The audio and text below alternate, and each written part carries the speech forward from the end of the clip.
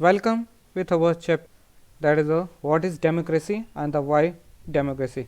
That is the first chapter of your books in political science. In this chapter, we will discuss about the meaning of a democracy, what are the actual definitions which is given by the some important personalities, and the features of a in favor of the democracy, and some argument against the democracy. Let's discuss about the what are the important features and the characteristic of the democratic government. Okay. So, what you think? What is a democracy? Basically, when we discuss that the word democracy come from the Greek word demokratia. In Greek, demos means the peoples and the kratia means rules. It means democracy is the rules of people. ये देख लिया, मतलब कि एक ऐसी government जहाँ पे peoples का यानी कि आम आदमी के लोगों का शासन होता है. Democracy is the most privileged form of the government in the world today and is expanded to the more countries. Okay? But why it is so? What makes is better than the other form of government? अगर हम बात करें आज की date में दुनिया के जितने भी देश हैं they are adopting the democratic government और ज़्यादातर ने अडोप्ट कर ही लिया. बट हाउ दिस डेमोक्रेसी या why this democracy is better than the other form of a government that is the dictatorship, कैसे ये इन दोनों से better है ये देख लें. So democracy is a form of a government in which the rulers are the elected by the peoples.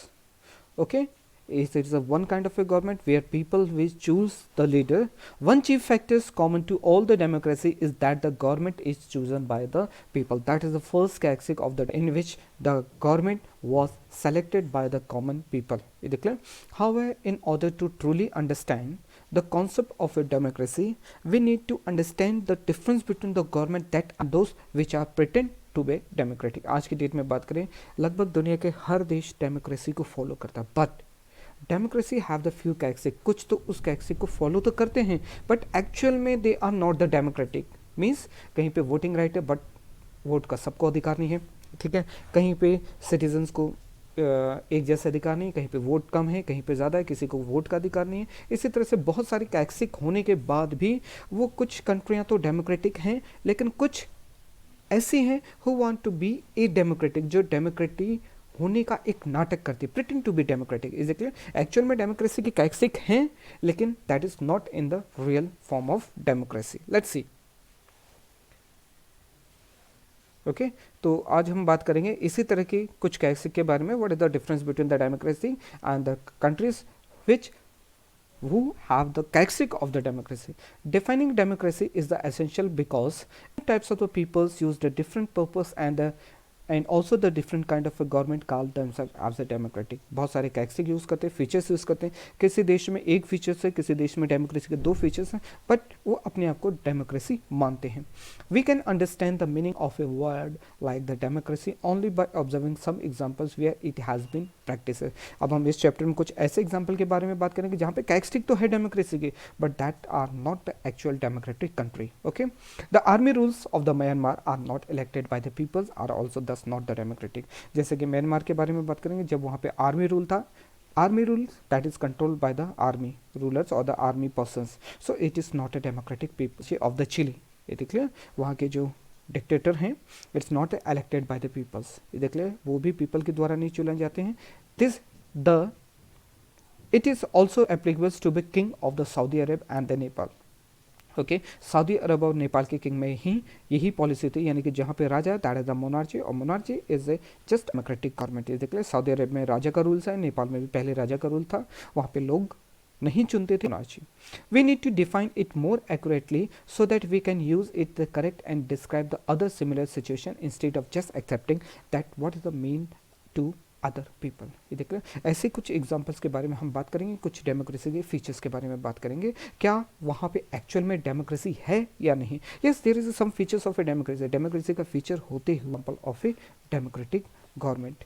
ठीक है, आज हम ऐसे कुछ एग्जांपल्स, ऐसे कुछ उनके बारे में देखेंगे, ऐसी कुछ कंट्रियों के एग्जांपल जहाँ पे कुछ एग्जांपल तो हैं डेमोक्रेसी के, but they are not actual the democracy. But first of all take a look what is the definition of a democracy. Democracy वास्तव में होती क्या है? Democracy means rules by the form of the government where the people can take part in the decision that affect the way their community is run. यानी कि ये feature कि directly और indirectly common people decision making process का एक part होते हैं। In the modern times there are the different ways this can be done. ये देख लो, अलग अलग कंट्री में डिसीजन लेने का प्रोसेस डिफरेंट तरह में। One is a direct democracy, another is a representative. The first direct democracy, the people meet to decide about the news laws and the change to existing one.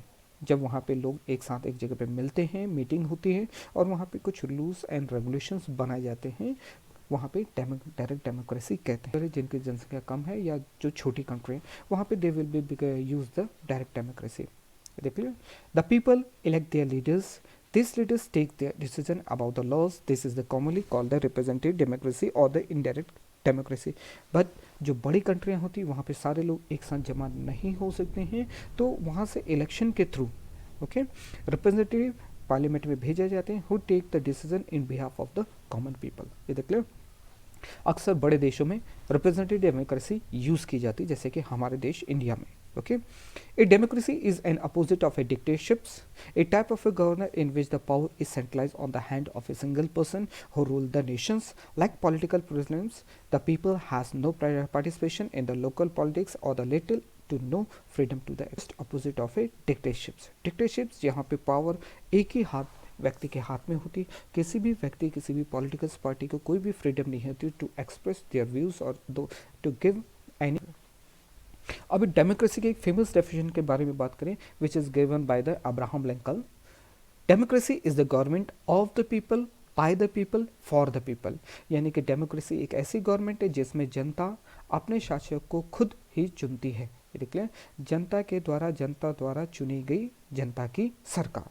ये देख लें, of the people by the people for the people. That is a famous definition which is given by the Abraham Lincoln at the most acceptable definition in the current time period. ये देख लें, in the simple language democracy is that form of the government in which the rulers are elected by the people and can be change by them if they fail to fulfill their expression। That is the important features of the democracy कि अगर कोई democratic government से वहाँ की जनता satisfy नहीं है और वो उनकी इच्छाओं पे खरा नहीं होता तो they can change that kind of a government।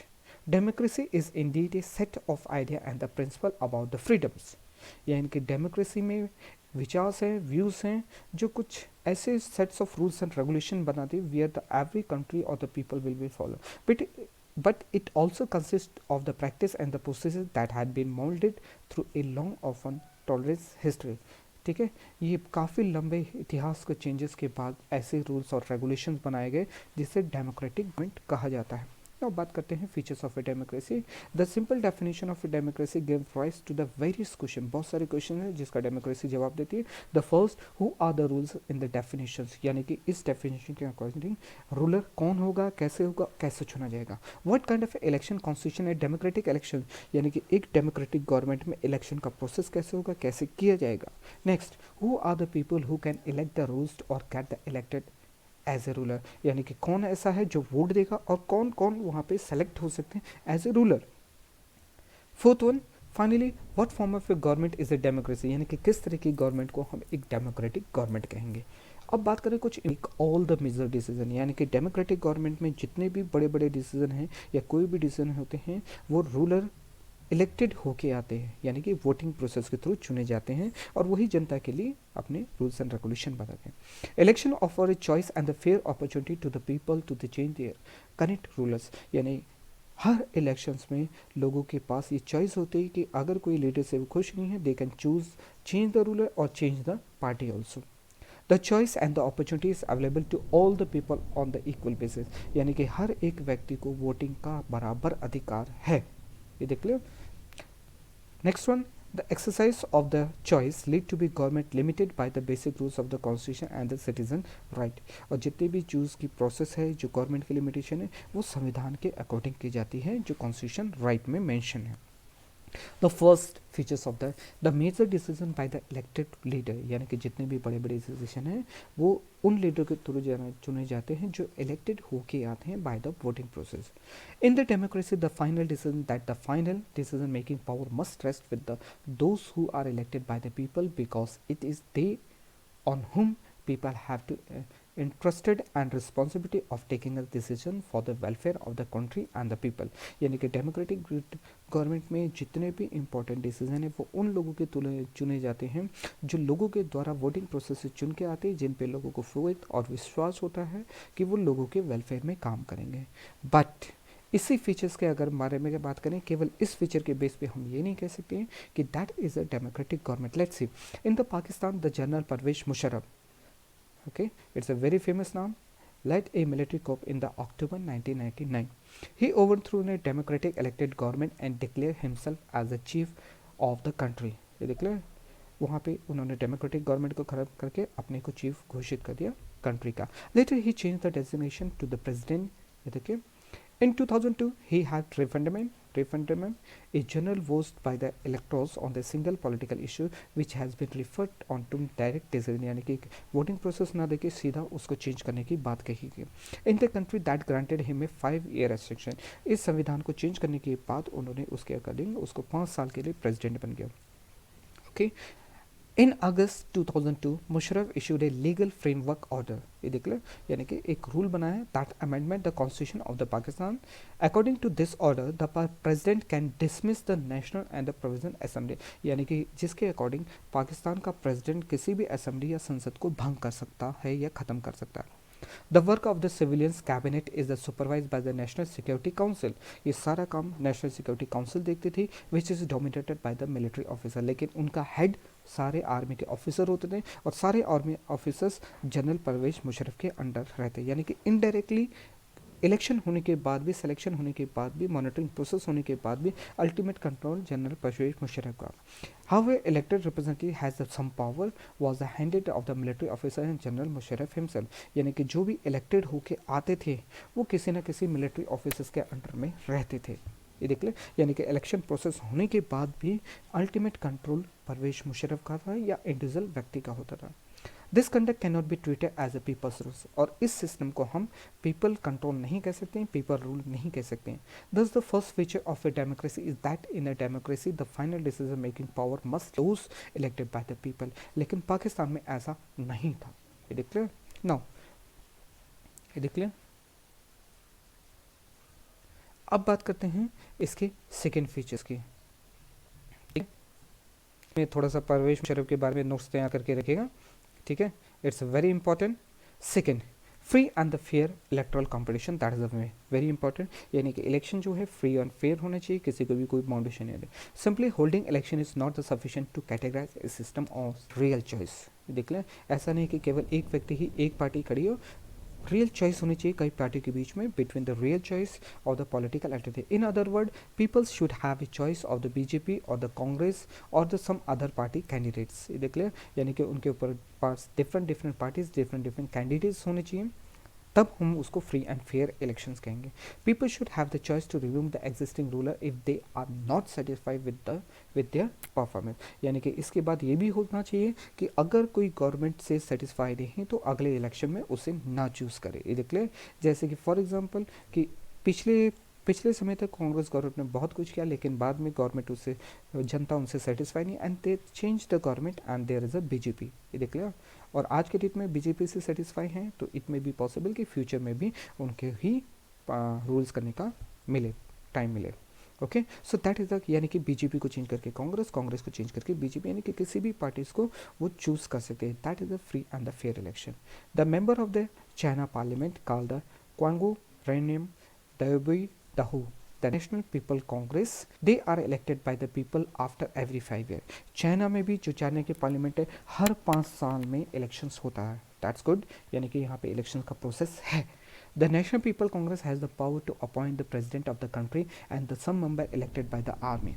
Before the constant election, a candidate need the approval of the Chinese Communist Party. Only the member of or the member of the 8 parties allied with the allowed to be counted. यानी कि China में election होने के बाद भी choice का option नहीं था, यानी कि यहाँ पे केवल वही पार्टी या अलायंस पार्टी जुड़ेगी जो कम्युनिस्ट पार्टी के अंडर में काम करेगी, यानी कि यहाँ पे सिर्फ एक पार्टी थी, that is the Chinese communist party, यानी कि यहाँ पे लोगों के पास चॉइस नहीं थी। दस the government is already fought by the communist party, इसलिए हर साल इन्हीं की पार्टी बनती है। एक दूसरा एग्जाम्पल देखते हैं मैक्सिको का। Mexico became independent in the 1930. It holds election after every 6 years to elect its president. Okay, Mexico has never been under the military or the dictator's rules till 2000. All the president elections were won by the Institution Rivalry Party. That is a very important. Till 2000, all the president elections were won by the PRI, as they are employed many corrupted party practices and utensils means of wins the election every time. यानी कि अगर Mexico की बात करें, वहाँ पे PRI party थी, but जीतने के लिए वो कई तरह के डर्टी ट्रिक्स यूज़ करती थी। ये देख लिया। सो मैक्सिको की पार्टी को भी पीआरआई को हम डेमोक्रेटिक पार्टी नहीं कह सकते। In both case of China and the Mexico it does not appear that the election have been held properly. तो चाइना और मैक्सिको में इलेक्शन थे, but is not in the democratic manner. Holding election of any kind is not sufficient. Thus, another feature of a democracy is that a democracy must be based on a free and the fair election where those currently in the power have to fair chance of losing। यानी कि यहाँ पे choice थी ही नहीं। The third is the universal adult franchisee। देख ले, it's a very important features of a democratic government। Democracy is based on the fundamental principle of the political equality that gives us the third feature of a democracy। It refers to enjoyment of a right to vote by all the citizens of a country without any discrimination on the basis of a caste, creed, color, or education or sex। देखिए, in India all the men and women of 18 years old and above can have the right to cast their votes। यानी कि 18 साल से कोई भी ऊपर का व्यक्ति अपने वोट दे सकता है और सभी वोट की वैल्यू सेम होगा। That is the universal adult franchise means one person, one vote and the one value। That is the universal adult franchisee। In Saudi Arabia, women do not have the right to vote। Saudi Arabia की बात करें, वहाँ women को right नहीं है अधिकार का, but अब तो हो गया, लेकिन पहले ये अधिकार नहीं था। Estonia has made its citizen rules in such a way that peoples belong to the Russian minority find it difficult to get the right to the vote. इसी तरह से फिजी की बात करें, the electoral system is such that the vote of an indigenous Fijian had more value than the Indian Fijian. यानी कि Fiji में जो वहाँ के लोकल पीपल्स थे उनके वोट की वैल्यू ज़्यादा थी, जबकि बाहर से आए हुए फिजी यानी कि इंडियन से आए हुए फिजी लोगों की वोट की कीमत कम थी। ये देख लें। लेकिन यूनिवर्सल एडल्ट फ्रेंचाइजी का मतलब होता है हर एक व्यक्ति के पास एक वोट और वोट का वैल्यू इक्वल हो। So that is also the feature of a universal adult franchise. The next one is rules of law and the respect for right। Any democracy in order to genuine जो सही government है should provide for a government that the rules within the limits set of the constitution, laws and the citizen right। This is what exactly we mean by the ruler of the law। The rules of law also involve the equality before the law, which means that each citizen has the equal ability to seek and receive justice। यानी कि rules of law यानी कि छोटा गरीब ऊंचा नीचा rich poor सब law के सामने बराबर है, यानी कि सबको समानता का अधिकार मिले। That is the rules of law. देख लें। A democratic society should ensure that the each citizen is the equal before the law. It will ensure that everybody has the free access of the law. यानी कि अगर किसी को भी कोई दिक्कत है तो सबके लिए कानून समान तरह से एक्सेसिबल हो। This right of a citizen must be protected by an independent judiciary whose order are obey by the everyone. और उनको जस्टिफाई करने के लिए, सबको रूल्स एंड रेगुलेशन देने के लिए, सबको रिस्पेक्ट देने के लिए उनके लिए जुडिशरी सिस्टम इक्वली एक्सेसिबल हो, यानी कि जुडिशरी में इंटरफेरेंस किसी के नहीं। अब बात करते हैं एक कंट्री की which name is Zimbabwe. Zimbabwe attend independent from the white minority rules in the 1980। यानी कि जिम्बाब्वे में जो वाइट पीपल्स थे उनका रूल्स था, but they get the freedom in the 1980। From the onward the country has been ruled by a party ZANU-PF which lead the freedom of struggles. The party leader Robert Mugabe has been a president of the country since independent. ये देख लें। यानी कि वहाँ के जो president थे वो रॉबर्ट मुगाबे बने थे आफ्टर 1980, जिनका वहाँ पे रूल था। Election are always won by this party through the violence and the harassment of the opposition party workers and the government. यानी कि वो अपनी पार्टी को, रॉबर्ट मुगाबे अपनी पार्टी को जीतने के लिए कई तरह के डर्टी ट्रिक्स यूज़ करता था, वर्कर्स का एक्सप्लॉइटेशन करता था, बहुत तरह के डर्टी ट्रिक्स यूज़ करता था.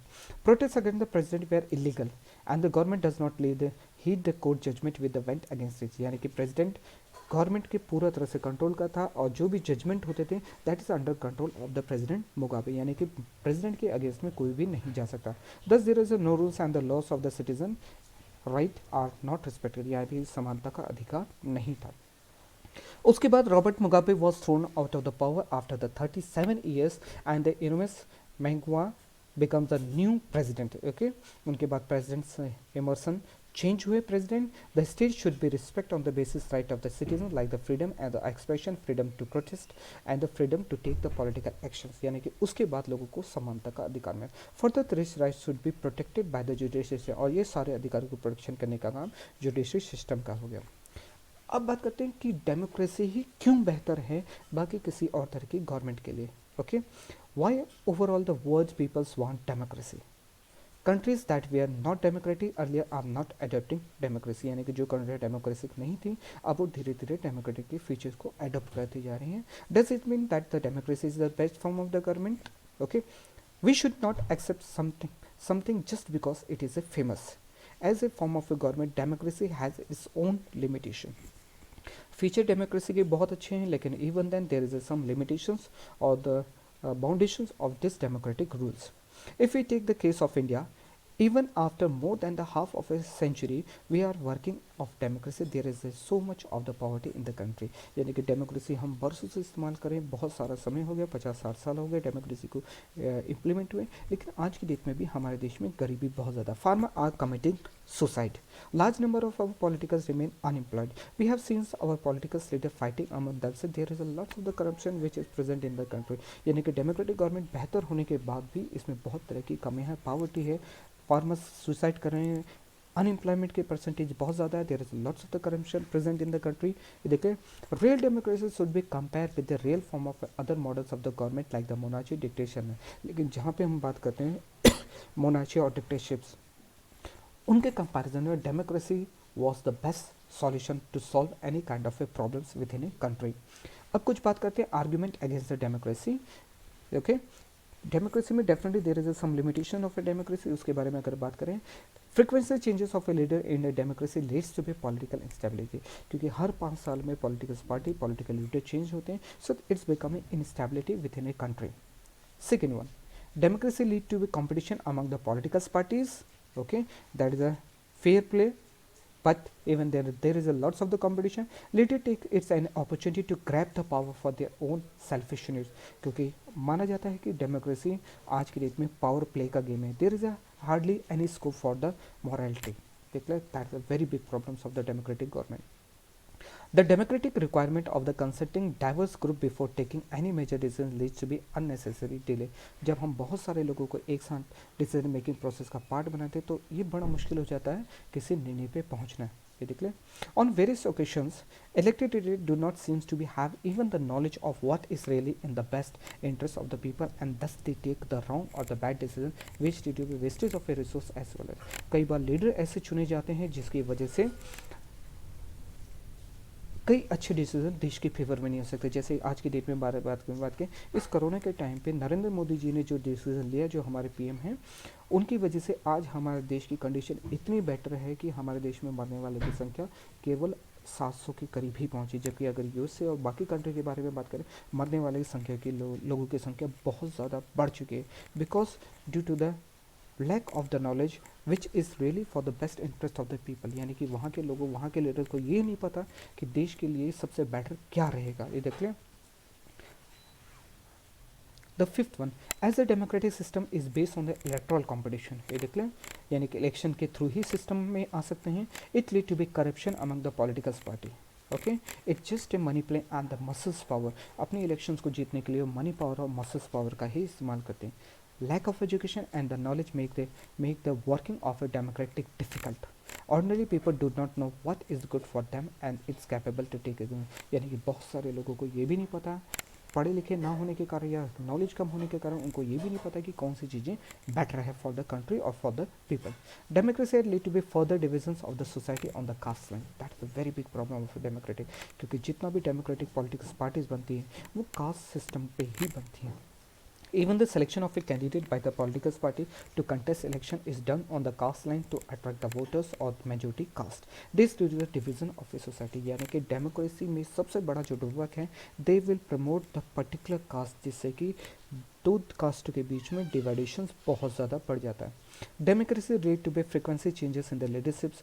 Sometimes this can be give a setback in the big decisions. ये देख लें, क्योंकि लीडर चेंज होते हैं, इसकी वजह से कई मेजर डिसीजन बीच में ही रुक जाते हैं. Okay, there is a common practice in the democratic form of a government to abandon the project started by the previous government whenever the new party comes to be power. यानी कि जब भी कोई party change होती है, कोई एक अच्छा प्रोजेक्ट जो देश के डेवलपमेंट के लिए है, वो वहीं पे अटक जाता है. अब बात करते हैं कुछ facts which is in the favour of a democracy. Yes, इतनी ज़्यादा लिमिटेशन होने के बाद भी आज के डेट में the democracy is the best form of a government. Let's see how. Democracy is better than the any form of a government in the responding to the need of the people. A democracy requires that the rules have to be attained to the need of the people. यानी कि democracy में जो कुछ भी किया जाता है वो लोगों के ज़रूरतों के according. A democratic government is a more accountable form of a government. यानी कि डेमोक्रेटिक गवर्नमेंट, क्योंकि ये to the people, for the people, by the people government है, इसलिए वो ज़्यादा जिम्मेदार होती है गवर्नमेंट की, क्योंकि अल्टीमेट पावर पीपल के हाथ में ही होती है. Democracy is based on constitutions and the discussion which reduce the possibility to taking rash and the irresponsible decision. The democracy improve the quality of decision making. यानी कि दो कम्युनिटीज़ के बीच में अगर कोई डिसीजन लेना हो वो बहुत ज़्यादा मेजोरिटीज़ के साथ लिया जाता है, इसलिए कन्फ्लिक्ट के चांसेस बहुत ही कम रहते हैं. Democracy provide method to deal with the difficulties, differences and the conflict. Only in the democracy different groups can be live with another peaceful. In a diverse country like the India, where the people are the from the different religions and the language, democracy keep our country together. यानी कि जितना ज़्यादा हमारे देश में diversity है, भिन्न भिन्न हिंदू, मुस्लिम, सिख, ईसाई सब साथ साथ रहते हैं और सबके अधिकारों की सुरक्षा की जाती है. दैट इज़ द इम्पॉर्टेंट कैक्सिक ऑफ ए डेमोक्रेसी, जिसके देश में, जिसकी वजह से इतने बड़े देश जो डाइवर्स कैरेक्टरिस्टिक वाला है, डाइवर्स कम्युनिटीज़ वाला है, हम आसानी से यहाँ पे बिना किसी कॉन्फ्लिक्ट और डिफरेंसेस के रह सकते हैं. ये देख लो. So that democracy enhance the dignity of the citizen. That is a very important features of the democratic government. यानी कि सबके सम्मान अधिकारों की रक्षा डेमोक्रेटिक गवर्नमेंट करते हैं. In democracy the poorest and the least educated have the same status as the rich and the educated people. यानी कि गरीब हो, अमीर हो, जाति ऊंची नीची है, सबको समानता का अधिकार यहाँ पे दिया गया है in the democratic government. Democracy allow us to correct our own mistake. यानी कि हमें यहाँ पे अपने मिस्टेक को करेक्ट करने के लिए टाइम मिलता है. अगर कोई रूल्स रेगुलेशन, कोई पॉलिटिकल पार्टी ऐसे आ जाती है जो सही नहीं है देश के लिए, या कोई rules regulation, we can change that rules of the political party in the next time. Is it clear? So in the democracy, either the ruler have to be changed their decision or the rulers can be changed. That is the important features of a democratic government. Democracy allow for the existence of the different kind of a social cultural diversity by accepting the logic of a mutual cooperation and the coexistence. Is it clear? So that is a very important feature. From the above argument in the favor of a democracy, we can conclude that the democracy cannot give us everything. Is it clear? That is a fact कि democracy हमें सारी चीज़ें नहीं देती, but it clearly better than the other form of a government. लेकिन आज की date में democracy is a better choice हमारे पास नहीं है, इसलिए हम कहते हैं कि democracy is the best form of the government. अगर हम ब्रॉड मीनिंग के बारे में बात करें, the most common form of a democracy is the representative democracy. यानी कि हमारे लीडर, हमारे द्वारा चुने गए हुए व्यक्ति ही हमारे लिए डिसीजन लेते हैं. Okay, in this the majority of the people rules through their elected representative. Modern democracy involves such a large number of people that is physically impossible for them to sit together and take the collective decision. क्योंकि हमारे देश में एक साथ इतनी 125 करोड़ जनसंख्या एक साथ बैठ के डिसीजन नहीं ले सकती. That's why we are using the representative democracy. Even if they could, the citizen does not have the time, the desire or the skills to take part. इसके अलावा हम ये भी जानते हैं कि हमारे देश के हर एक व्यक्ति में इसका इतना स्किल्स, इतने डिज़ायर नहीं होते कि वो देश के भलाई के लिए काम कर सके. Okay, the future of a democracy only for the minimize conditions required for the successful working in the democracy. यानी कि इनमें से जो हमने फिजिकल इन फीचर्स के बारे में बात की, ये तो सिर्फ एक मिनिमम रिक्वायरमेंट है किसी भी डेमोक्रेसी गवर्नमेंट को इम्प्लीमेंट करने की। ये देख लें, this dot not make an idea और आइडियल डेमोक्रेसी। ये पूरी तरह से इसको डेमोक्रेटिक गवर्नमेंट नहीं करती, but still it's an ideal. Every democracy has to try to release the ideas of a democracy decision making which cannot be achieved once for all। यानी कि इसके सारे फीचर्स एक साथ इम्प्लीमेंट नहीं किए जा सकते, ना अचीव किए जा सकते।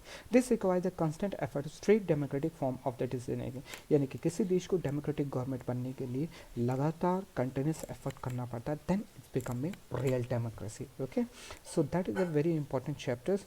If you find any problem you can contact me और message me, that's my number on the screens. Till now, have a nice day. Thank you, all of you.